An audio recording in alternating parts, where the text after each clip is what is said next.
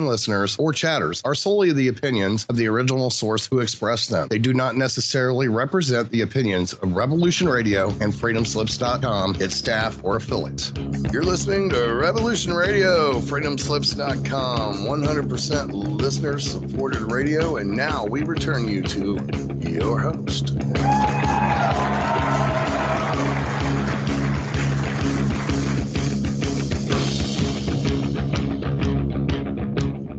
Ladies and gentlemen, welcome to another episode of Cosmic Catastrophe on Revolution Radio. I am your host, Diamond, from the Oppenheimer Ranch Project and Magnetic Reversal News, and this is my lovely co-host, Leah Shaper. Hello. Welcome to the show.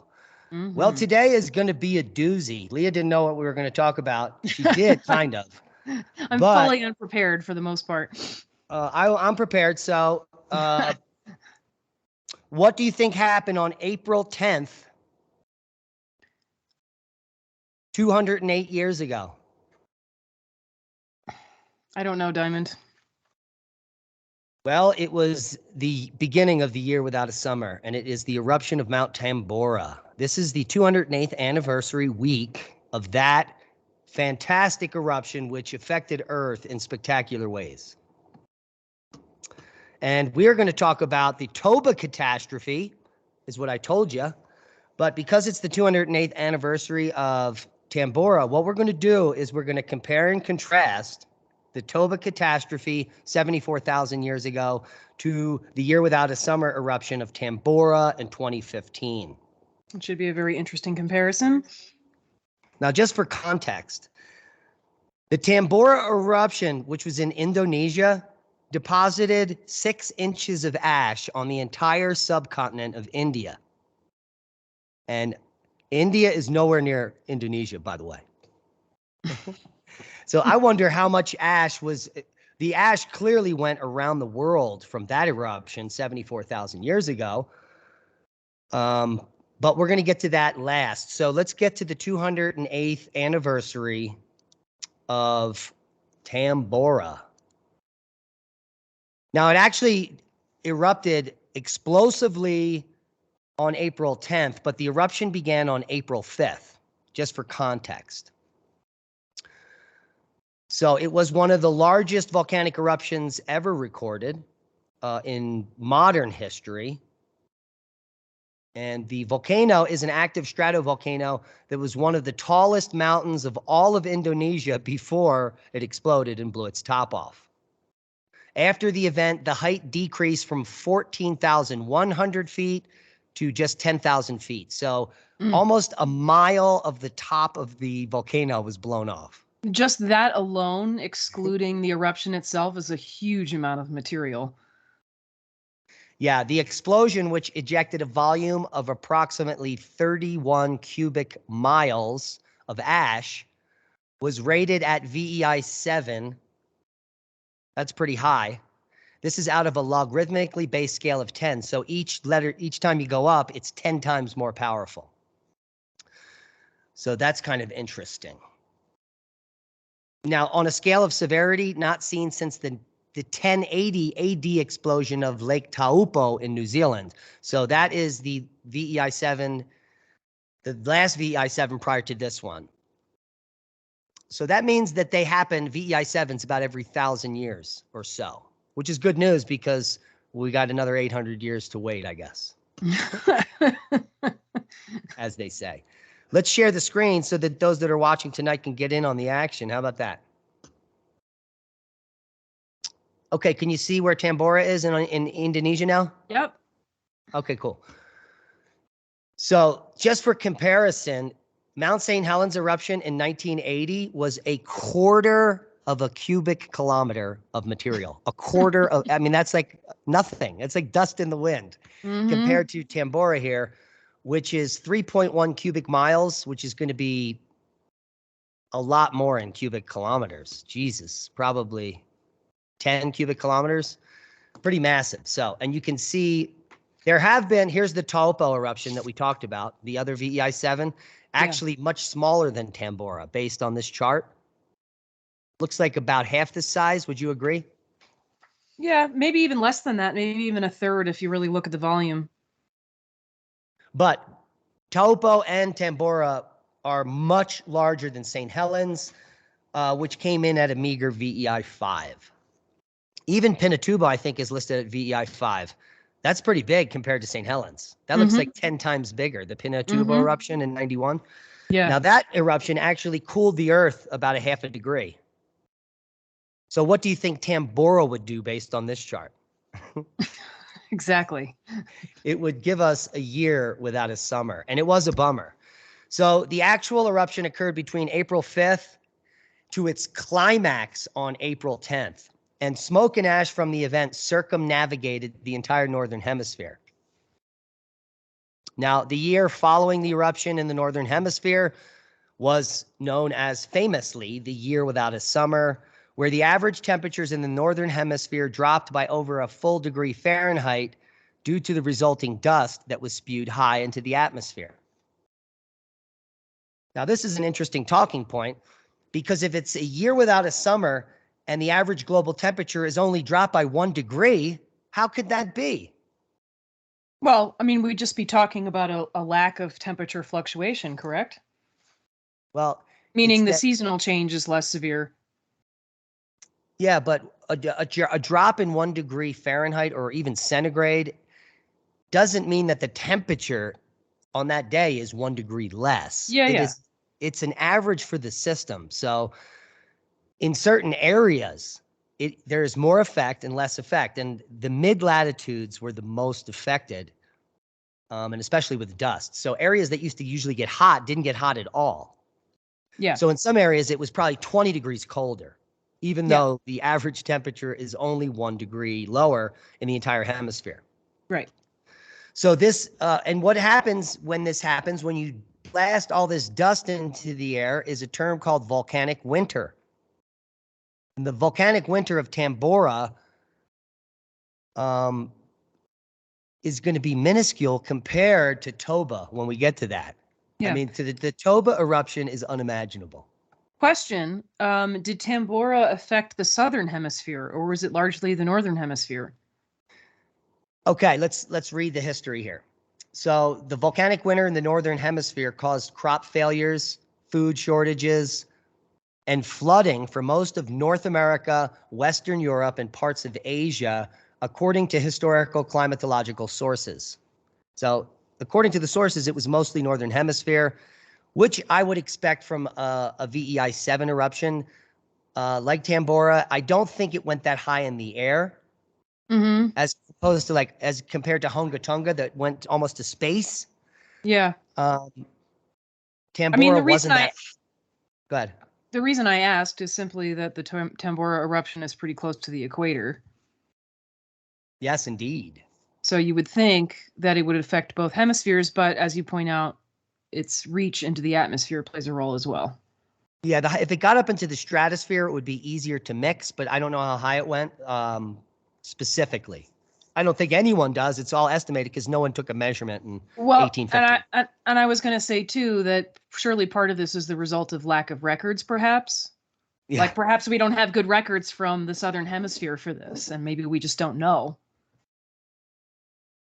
So this is amazing because Indonesia is sparsely populated, especially around volcanoes. There are people that live around them, but typically not lots of them, because it's a volcano and they know. Right.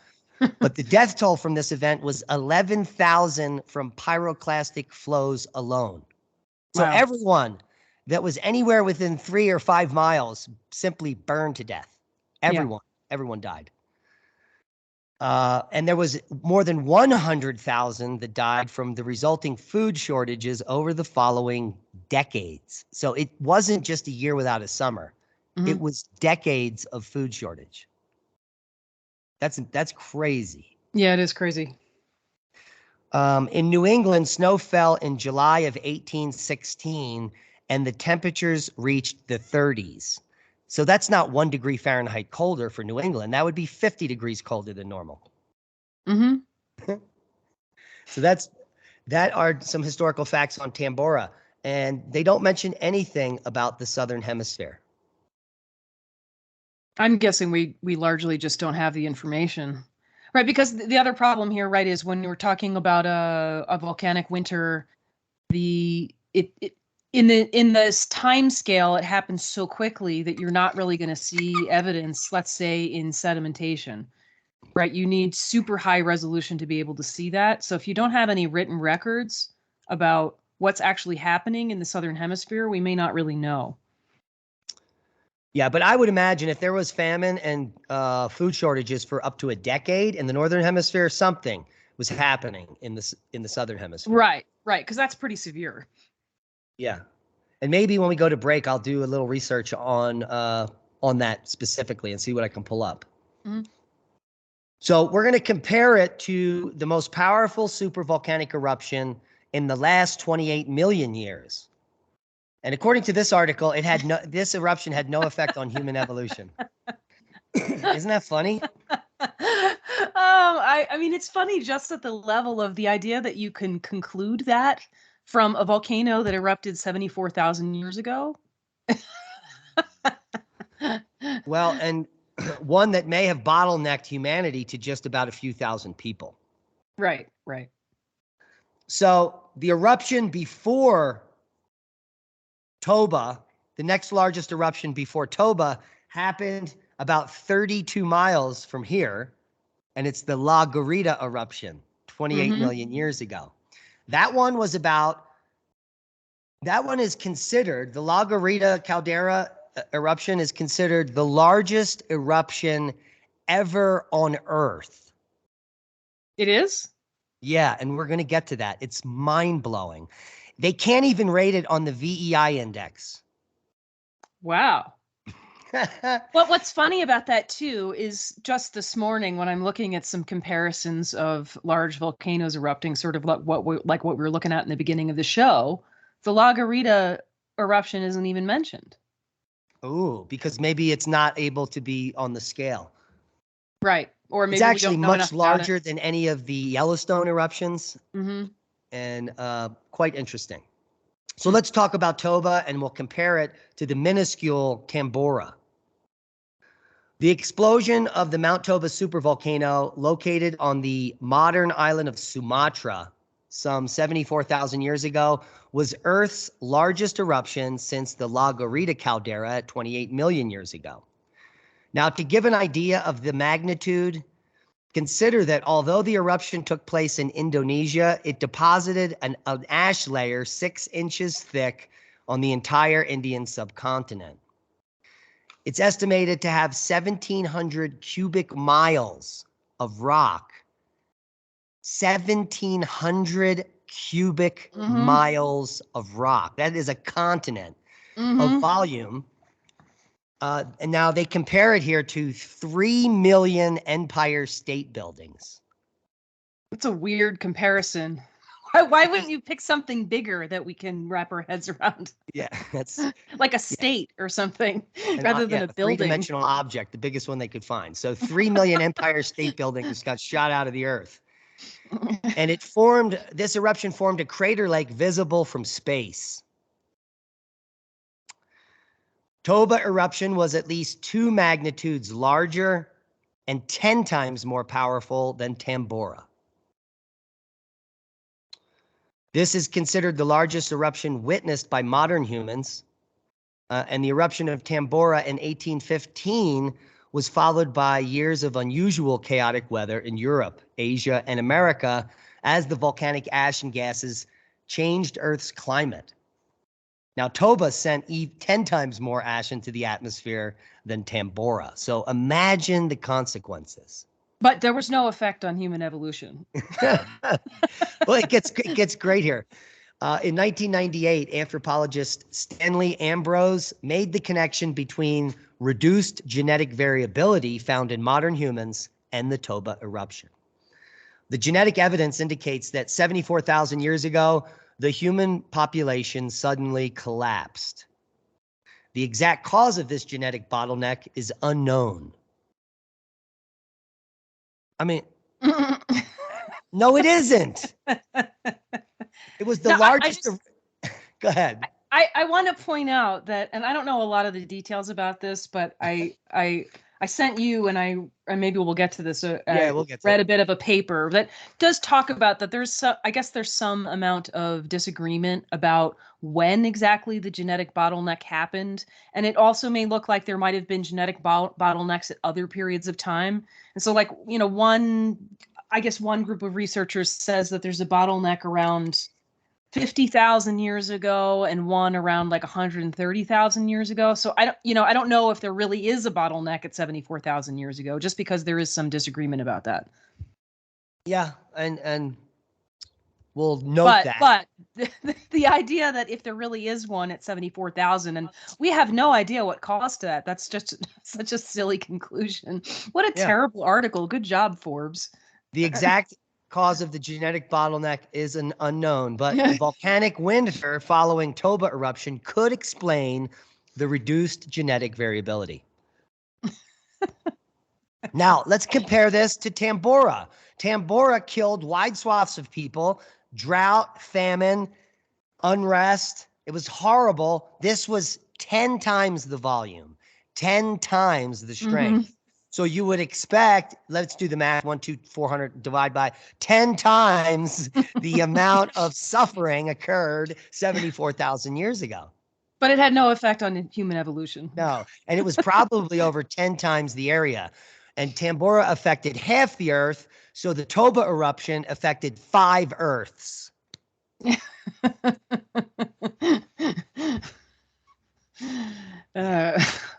Now, according to anthropological studies, most early humans in Europe and Asia died.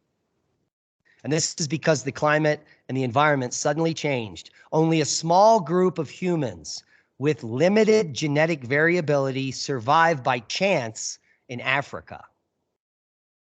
And there is some evidence based on mitochondrial DNA that the human race was reduced to only a few thousand individuals. We, as modern humans, descend from those few survivors. Nothing? You got nothing on that? Well, what I want to say is a little bit more involved, so I'm kind of waiting till we get through this. Yeah. So this is the beginning of the amnesia that we as humans suffer from genetically. Mm-hmm. It's not the Younger Dryas event, it's Toba. Because modern humans were alive during this event, and we were probably widespread around the world, and this is the first thing that decapitated humanity. I would guess that we have such genetic bottlenecks on a regular basis, right? Probably often caused by catastrophes on Earth, such as this one. Yeah, and now what's even harder to actually prove here is the anthropology and the archaeology. It's almost impossible to find evidence of human occupation anywhere. It's so hit or miss. There are probably millions of sites that are everywhere that we are unaware of because we haven't dug there. So their assumptions in archaeology and anthropology are usually grossly negligent and way off. Like Egypt is 3,000 years old and a bunch of slaves made the pyramids. It's that dumb. Yeah. Yeah. And the good news is that there have been recent discoveries that show that different races of humans were still on different continents shortly after the Toba eruption.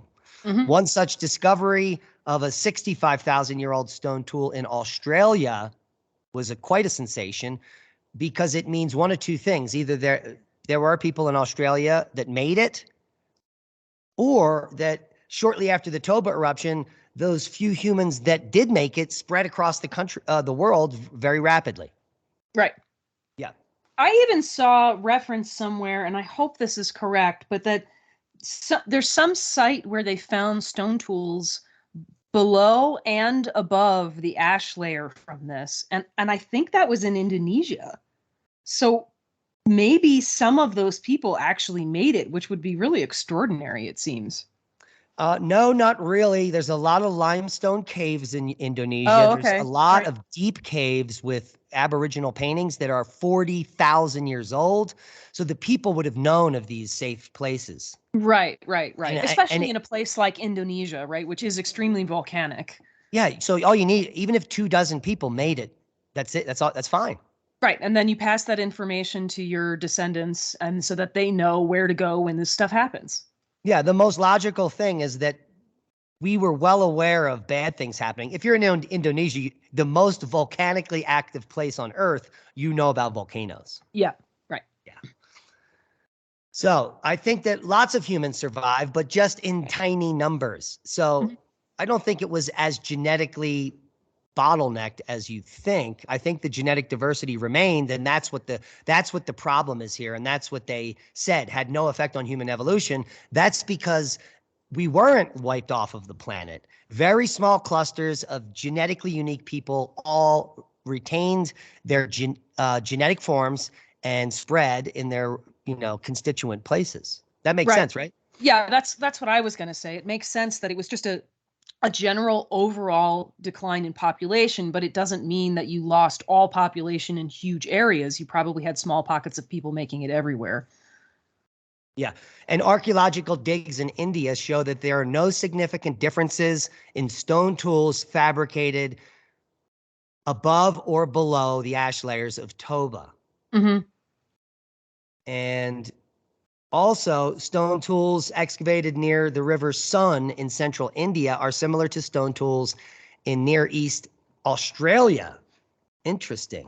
So the people that made it in Australia were related to the people that made it in India. That's interesting. Yeah. Now, Toba did cause the collapse of early societies, obviously, but zoologists studying the remains of animals found in archaeological digs didn't note any faunal changes, despite the widespread ashfall in some areas exceeding 20 feet. Wow. Jesus. Wow. Yeah, that was my other question too, is what happened to the rest of the fauna? Is there evidence of great depopulation of other species, or is it also just like a general population decline? You know what? People don't understand. An eruption of this magnitude dumping ash across the entire world would be a boon to biodiversity. It literally would be like a giant fertilizer event. Yeah. Toxic at first, but beneficial in the long run. Right. The mineral content that you're spewing everywhere is probably extraordinary. It's literally $1 a pound to buy this stuff. Well, why do you think places like Hawaii are so fertile, right? Yeah. Or Iceland even. We're about to go to commercial, but let's see what else we have to say here. Nowadays, anthropologists favor an alternative hypothesis to explain a potentially observed genetic bottleneck. Some 65,000 years ago, favorable conditions in Africa led to population growth, and between 65 and 75,000 years ago, smaller groups of modern humans left Africa. In Europe and Asia, they encountered older hominids like Neanderthals and Denisovians. Competition for limited resources contributed to keeping the number of newcomers low. So the relatively small number of modern humans surviving those migration waves could explain the low genetic diversity without invoking any volcanic catastrophe.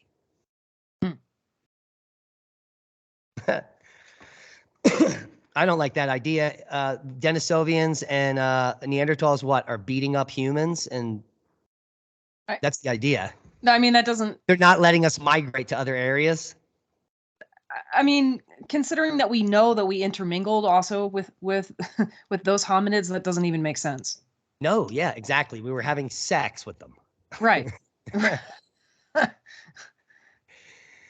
I mean, it's in our ancestry, clearly. Yeah, volcanologists also proposed a hypothesis to explain why the Toba eruption had almost no effect on the climate and the environment. I have something to say about that. Okay. After the break. Lava rich in sulfur causes sulfur compounds to form in the high layers of Earth's atmosphere. The sulfur compounds react with water vapor, forming aerosol droplets, effectively shielding Earth's surface from sunlight and causing massive drops in temperature on a global scale. This is what we call volcanic winter. The Toba eruption, unlike Tambora, likely emitted less sulfur than previously assumed and didn't affect the temperature at all.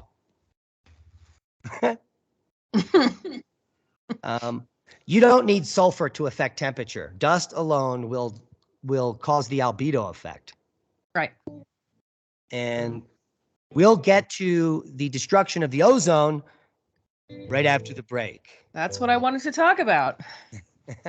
We'll be right back. Stay tuned.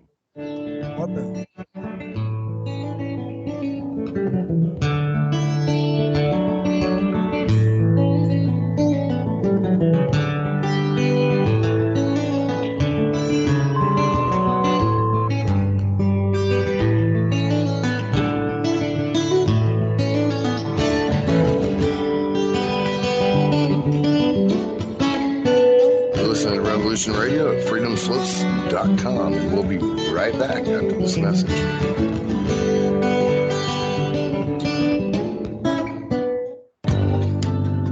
Who owns you?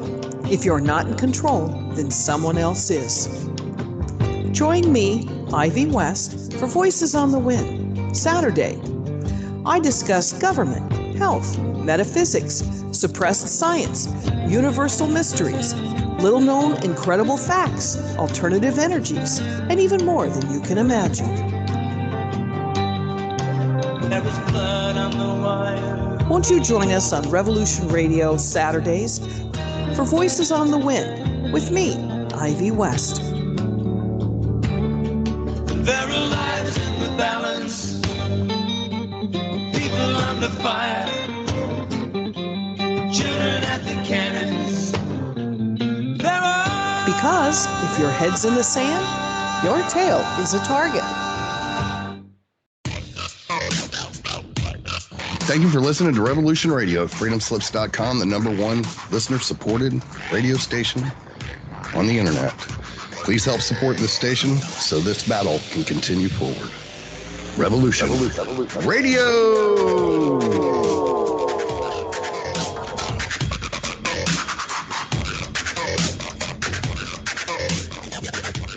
There have been imaginative science fiction writers for generations. Be evasive. But that doesn't mean that they're telling the truth as opposed to fiction. I'm aware of some archaeologists that have uncovered large bones indicating giants in Virginia. Genesis chapter 6, verse 4, there were giants in the earth in those days, and also after that, when the sons of God came unto the daughters of men, indicating that there were giants before the Nephilim. And sons of God, plural. They weren't talking about Jesus coming down and No, that's right. Yeah. Uh-huh. I'm Steve Crawford. Join me every Thursday night in Studio A at 6 p.m. Eastern for Factor Theory Live. Find us on www.revolution.radio. Great guests and great stories. What do you believe?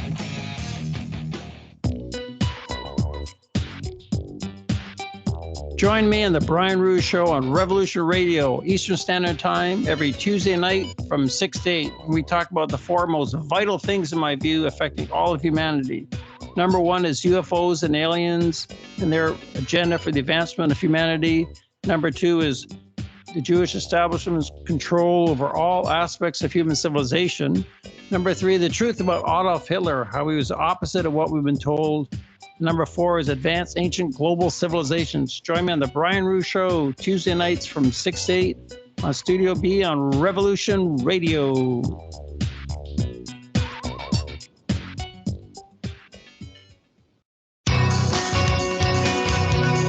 Thank you for listening to Revolution Radio at freedomslips.com. Any commercial advertising you may hear in this program is of the sole discretion and benefit of the host of whose program you are listening to. Revolution Radio does not endorse any commercial products, nor does it accept monetary compensation for on-air advertising of commercial products, nor will it ever. We are and shall remain 100% listener supported. Any product advertising on this program are considered used at higher risk, and Revolution Radio shall not be held liable for any claims or damages received from any product advertised within this program. Revolution Radio, where information never sleeps.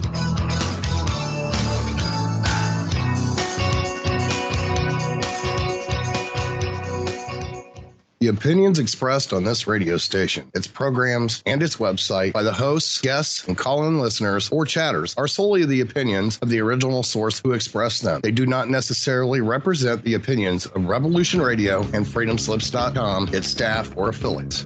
You're listening to Revolution Radio, freedomslips.com, 100% listener-supported radio, and now we return you to your host.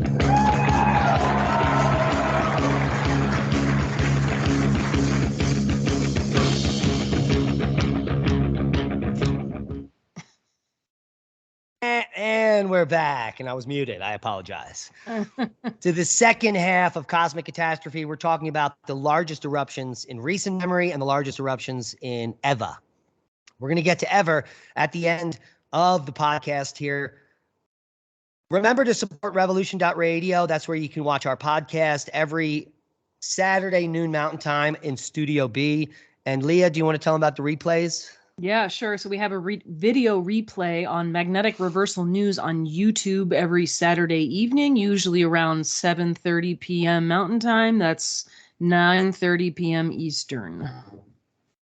That's on Magnetic Reversal News. Tonight, we're also going to show over on Oppenheimer Ranch Project my talk at the San Luis Valley Seed Exchange.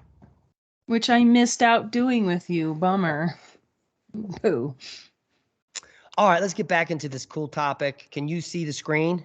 Yes, I can. This compares the Toba eruption to all of the Yellowstone eruption, or two of the Yellowstone eruption, 3 Yellowstone eruptions, and the Long Valley Caldera eruption, as well as Mount St. Helens in the light blue dot. So tiny.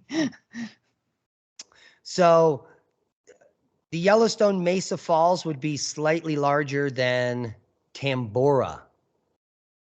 And Toba is massive, 2,800 cubic kilometers of material, as opposed to St. Helens, which is a quarter of a cubic kilometer. Mm-hmm. So that's 10,000 Mount St. Helens. That's what Toba was, 10,000. So you put a Mount St. Helens every 100 miles around the Earth, and they all go off. That's a significant. That is a significant event. It's so significant and created the largest volcanic lake on Earth. That's a big one right there. I mean, it almost has a continent in the middle of it. Yeah.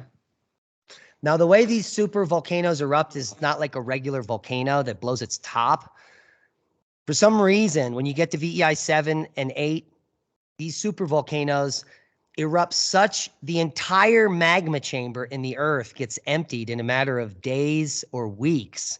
And there is such a void that's created, like hundreds of square miles underground, that the whole surface of the Earth collapses into a hole, and that is the formation of the caldera.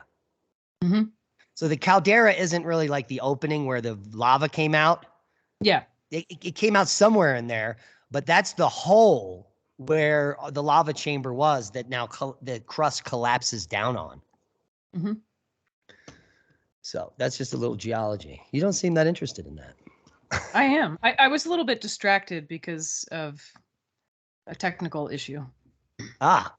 Well, this is the paper you sent over earlier. The Toba supervolcanic eruption caused severe tropical stratospheric ozone depletion.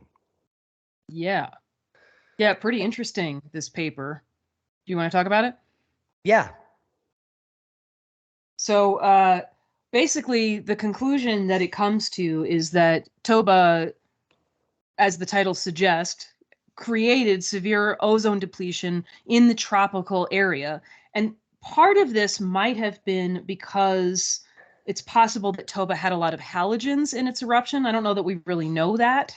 But even with some modeling about sulfate injection into the atmosphere, it would show that there was very significant ozone depletion in the tropical area, bringing in tons of UV. And it also suggests that the major climactic change, the temperature loss or dropping, was more towards the poles. So out of the tropical regions, more in the mid-latitudes towards the poles. So one of the issues that comes up is that some of the research is showing that there wasn't that significant of a temperature drop in some places, but where we've typically been looking, like Lake Malawi in Africa, is sort of still in the tropical region. And also there's a resolution issue with the rate of sedimentation, and that really this is just a blip in geological time. So like the evidence that we've collected kind of suggests that there wasn't that big of a temperature drop, but this modeling suggests that the temperature drop was more towards the poles, not at all really at the equator. And then of course the dramatic UV increase that would be the result of ozone depletion could obviously have huge effects on evolution and health and the well-being of all animals and plants. Yeah, so according to this paper, the most affected by the cosmic radiation or the lack of ozone would be in the tropical region where most people are. Right. Now, you science nerds or chemists out here, what they're trying to say here is that the Toba plume inhibited oxygen photolysis. This is how you make ozone up there in the ozone layer. Yeah. And it suppressed ozone formation the most where the volcano erupted in the tropics, because that's where you would get the thickest band of those gases rapidly traveling around right there in the north of the equator. Yeah. Well, and then the other thing that's interesting about that too is that the sulfates also, and the dust in general, to some degree would have inhibited UV from reaching the surface. But even with that, the suggestion is that the UV was probably extremely high nonetheless. Yes, indeed, because you can get sunburn on a cloudy day. Right, right. Now, I pulled up the 018 graph because of the ludicrous nature of the Forbes article claiming there was no climatic effects. And this is from ice core data. And you can clearly see, look at this. If you come back to 74,000 years here, a delta T of 20 degrees. That's huge. That is a massive drop. And it stays cold for like 4,000 or 5,000 years. Yeah. Before it warms up again. Yeah. So definitely something happening up in the Arctic regions. There's a huge precipitous drop in 018 that is a proxy for a precipitous drop in temperature. And there you go. Yeah. Yeah. So definitely some climatic effects happening. Now, I also went into the magnetic excursion data, and there is some early data suggesting, you can't really see it here, but this is a magnetic excursion here coming from the work of Langevin in 1997. This is the time of Toba, around 75,000 years ago. Now, the data go ahead. Am I remembering correctly that there were several other eruptions around that time as well, or am I making that up? None that's this significant. Okay, yeah. And if we go over to the role of geomagnetic field intensity in late quaternary evolution of humans and mammals and take a look at their data set, which is the most recent, and you come back to 74,000, there is a magnetic excursion here. Albeit small. It's not listed as one of the major ones, but you could see a dip in the field strength that may have contributed to this eruption. Right there. Do you see the one I'm pointing out? Okay. Yeah, absolutely. Just so everyone can see my cursor. So we do have evidence of magnetic excursion from multiple sources that may have something to do with it. Yeah. Now, how come when you Google the largest eruption ever, you do not get the La Garita caldera? How come no one has ever heard of it? How come it's not on this? Do you know why it's not on this? Because it's over twice as large as Toba. You would need a whole nother computer screen. Yeah, I was going to say you need a bigger page. 3,100 cubic miles was removed from the Earth and blown into space. That's unbelievable. It's 5,100 cubic kilometers. That's twice of Toba. It is extremely strange that in these comparisons that La Garita's not brought up often. It's almost like we're collectively denying that such a large volcanic explosion could even happen. Let's just pretend it's not there. When we walk up to 4 Mile Falls, there's a 600-foot thick pyroclastic flow. Yeah. When we see a pyroclastic flow come down a modern volcano today, that happens, every month or so, they're a few feet thick, a few meters. This is 600 feet thick. Why are we ignoring this eruption? It's insane. It was an Completely insane eruption. And in fact, here, the world's largest volcanic eruption is the La Garita caldera. It occurred in Colorado's San Juan Mountains 28 million years ago. Pretty amazing. Yeah. The depression left behind, it kind of separates our valley and the San Luis Valley. It's right in between there, right across the Continental Divide is where it happened. Yeah. Yeah. And it's 22 miles wide and 62 miles long. So that's how big the magma chamber was that got emptied. Yeah. That's 180 cubic, no, that's 180 square miles in one direction. That's a huge amount. That I can't even imagine that. Yeah. So the caldera, just like the Toba eruption, is in fact visible from space. That's crazy. Yeah. The La Garita eruption was so impressive that it can't even be ranked on the Volcanic Explosivity Index. This ranking system was created by the USGS, largely based on the volume of material ejected, which geologists estimate mapping the extent of the volcanic rock outcrops in the field. To put this in perspective, the infamous 1980 eruption of Mount St. Helens ejected 1/4 of a cubic mile of material, and it was rated VEI 5. The eruption that caused La Garita to form discharge more than 1,200 cubic miles of material, so much that volcanologists have suggested that the VEI index needs to be increased by a factor of 10. Yeah. But we won't do that because we refuse to believe that eruptions this large can happen. But it says it needs to be expanded to accommodate its estimated 9.2 ranking. So why does it need to be expanded if it's estimated at 9.2? Right. That's what I want to know. Right. Doesn't make sense, does it? No, not really.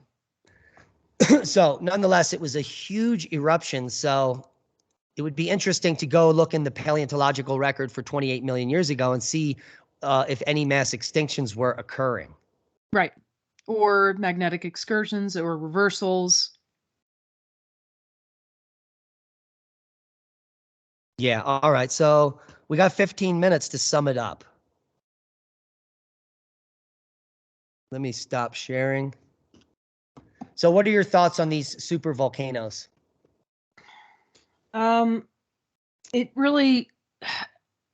does really seem like, generally speaking, in the literature, there's, I don't know if it's a bias or if it's a lack of data, but it does seem like there's this tendency to want to downplay the size and the effect of these very large eruptions, which I guess makes some sense with our trend of having collective amnesia about catastrophes on Earth. Granted, in the case of Toba, there does seem to be a lack of evidence currently, let's say, for major climactic change, but we also haven't, it seems like we haven't looked that hard for it either, and maybe we're looking for it in the wrong places, especially if you consider the possibility of major ozone depletion at the tropical regions, and maybe that those areas didn't have nearly as much of an impact temperature-wise. Yeah, we clearly saw from the ice core data that there was a massive temperature effect. Right. So that is. But yeah, when you Google Toba, there's a lot of material written that says that, oh well, the evidence doesn't really show that there was major climactic shift. Interesting. But the evidence is there. Yeah, there's a genetic bottleneck, there's a loss of humanity, and there is a massive delta T on the ice core data. So I would say it's overwhelming evidence. Yes. Yeah. Now, if an eruption like this happens in the modern era, and it will, because we're in the modern era, so at some point an eruption like this will happen, it will have catastrophic effects. The first one it will shut down all air traffic for a year or more. Mm-hmm. You cannot fly airplanes in volcanic ash. It goes into the jet engines and the plane, and it burns the engine up. So it And we literally, we know this just from much smaller eruptions, right? Like the Icelandic eruption in, I forget what year that was, that shut down air traffic for a little while. 2010. Yeah. Yeah, that was a VEI, only VEI 5 too, but it shut down a lot of European air traffic for months. And so this pales in comparison. We're talking VEI 7 or greater. Now, a couple papers that we shared on the channel, I think came out maybe in the last 2 years. They studied these supervolcanoes, and unlike Mount St. Helens, which is just a VEI 5, a normal stratocone volcano, when we have VEI 5 or 6 eruptions, what you get is massive swarms of earthquakes beneath, starting at like 30 kilometers. Just like the La Palma eruption, they raise up to 15 to 10 kilometers. Then they start swarming 0 to 5 kilometers, and then the volcano erupts. I mean, so VEI 5 and 6, we have warning. You know, we're going to know it's going to happen, or it's probably going to happen. But VEI 7 and greater volcanoes, these caldera emptying events, or the magma chamber emptying ones that form calderas, according to the modern analysis, they erupt with no warning. Oh, that's interesting. So there, maybe you have a few little quakes and everyone's like, no, that's normal. Boom! Right. And lots of people are living on these supervolcanoes. Yeah, which is pretty crazy. There's supervolcanoes in Italy, surrounded by millions of people. This supervolcano, La Garita, the largest eruption in Earth's world history, all of geologic time, is no longer active. But we've got Long Valley Caldera in California that's active. We have Yellowstone that is active. And there are dozens of these supervolcanoes that at any moment could erupt with no warning. It's really extraordinary how short our memory is, or how unwilling we are to take seriously the dangers of living by these. Because it's not that long ago that some of these things have happened, right?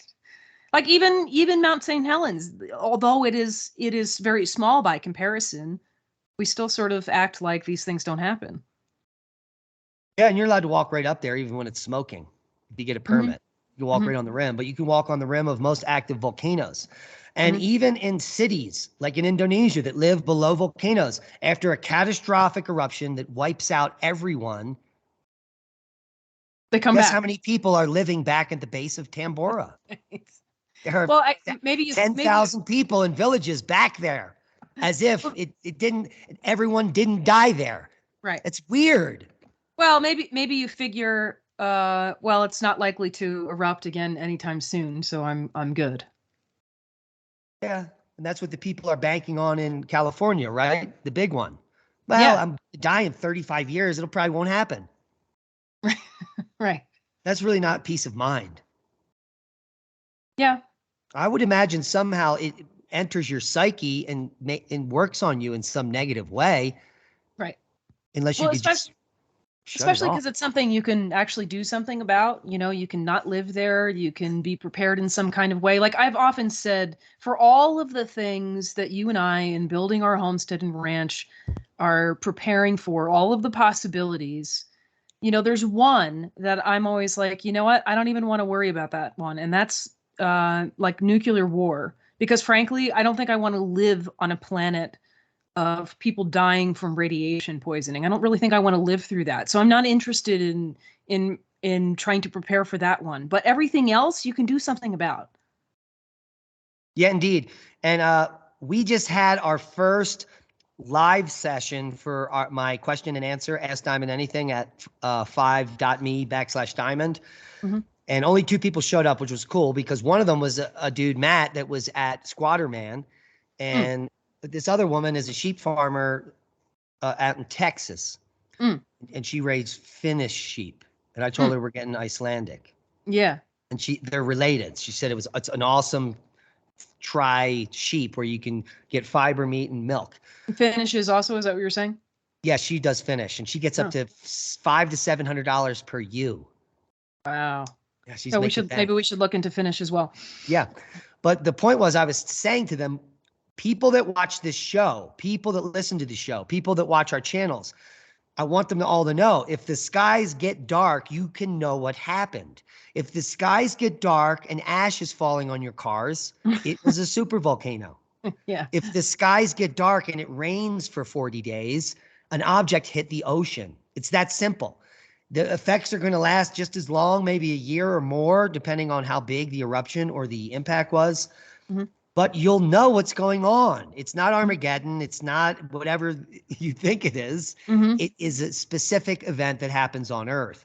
The skies get dark and ash falls. 6 inches fell from, 6 inches from the Toba eruption in India. That means 6 inches fell everywhere on Earth, at least. Yeah. Some areas got 20 feet. That's crazy. Yeah. So hopefully you're not that close to a supervolcano, because I don't know how you dig out of 20 feet of ash. You don't. You don't. I mean, look at what happened to the people of Pompeii. I mean, they were buried and that was it, right? Plus you've got the acidic factor and all of that. Like there's no escaping that. Yeah, but if 5 or 6 feet, you might be able to stay inside and live. Maybe. Yeah. I mean, you might not be able to breathe very well. That's yeah. quite You would possible. need have some filtration, because you're going to get lung cancer or something from the silica dust. Mm-hmm. Mm-hmm. Mesothelioma, that's what it's called. Mm-hmm. Mm-hmm. Yeah, so there's lots of considerations on large volcanic eruptions. Another reason why we might not be taught, or it's not something that the bizarre thing is why La Garita is not known. Everyone heard about Toba, but no one knows of La Garita. It's so strange. Everyone knows of Yellowstone. That's not the biggest eruption. I mean, it almost seems like the way that we treat the last ice age, right? The way that we're taught about this in school, where it's like, it's this thing that happened in the past, it's never going to happen again because everything's normalized now. And maybe that's the difference. Maybe we're looking at La Garita the same way because it was a long time ago. Oh, it probably will never happen again, but why not? 28 million is very recent. Right. But for the average person, that's an extremely long time ago, right? Yeah, there were no humans supposedly on Earth then, but there were other hominids, definitely. Mm-hmm. Because the Homo species, well, I don't know, the Homo species only goes back 5 million, and then we probably have hominids to right around then. But there are more like apes and monkeys. It's like 30 million. Yeah. No homos. Homos only go back 5 million. Yeah. And so it's an early hominids witnessed this. Sure. And man. And they made it, obviously, right? Because we're here. Yeah, so we can make it. You know what I'm saying? Yeah. And then there's all these channels on the internet telling us that the earth tilts and the oceans are going to wash over us every 12,000 years. How hilarious is that concept? Wouldn't the ash from these eruptions have been washed away? Yeah. How would the 6-inch ash layer in the Indian subcontinent still be there 74,000 years later from the Toba eruption if the oceans washed over Earth 3 times already? Yeah. Yeah. A lot of people need to start to think critically. Well, and the other issue with that too is, like, while there are a lot of things that happen on a cyclic basis, the incidents and events aren't that regular because you have so many different variables coming into play, right? Like, you can't predict, like a cometary impact, let's say, or an asteroid impact is not going to happen on a regular basis, and then that changes everything. It could happen on a regular basis if a comet comes into the solar system, breaks up, and on some orbital pattern every 3 years it comes and smashes into pieces, in, like a meteor shower.